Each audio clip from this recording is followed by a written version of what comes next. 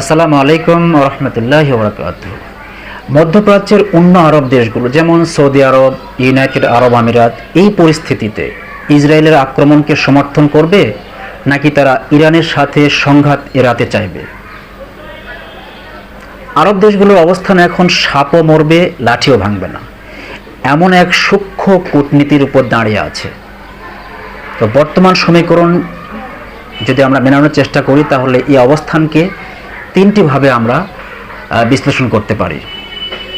প্রথমত, কৌশলগত সমর্থন কিন্তু নীরবতা পালন।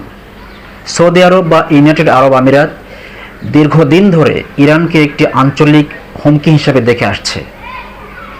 তাই ইসরায়েল যদি ইরানের পরমাণু সক্ষমতা বা তাদের প্রক্সি নেটওয়ার্ক যেমন হুথি, হিজবুল্লাহ এদেরকে দুর্বল করে দেয়, তাহলে পর্দার আড়ালে তারা খুশি হবে।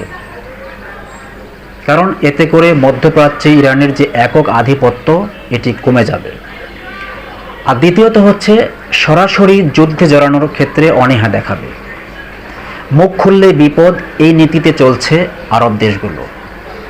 কারণ তারা জানে সরাসরি ইসরায়েলকে সমর্থন করলে ইরান বা তাদের প্রক্সিরা সৌদি আরবের তেল স্থাপনা যেমন আরামকো বা দুবাইয়ের মতো বাণিজ্যিক শহরগুলোতে হামলা চালাতে পারে।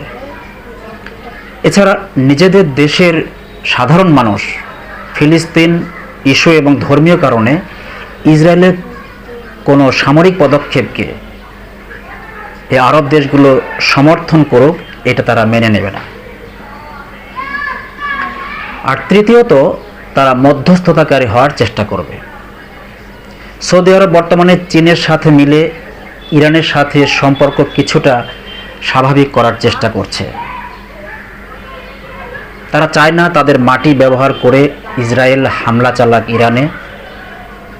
তারা এমন এক পরিস্থিতি পছন্দ করবে যেখানে ইসরায়েল এবং ইরান একে অপরকে দুর্বল করে দিবে, আর আরব দেশগুলো অর্থনৈতিকভাবে নিজেদের শক্তিশালী করে তুলবে। তারা এই কৌশলই কিন্তু অবলম্বন করার চেষ্টা করবে।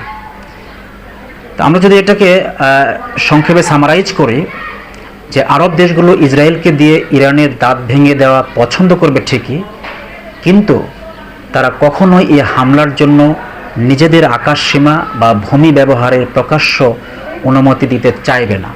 তারা চাইবে এই লড়াই যেন তাদের সীমানার বাইরে থেকে চলে। আসসালামু আলাইকুম ওয়া রাহমাতুল্লাহ।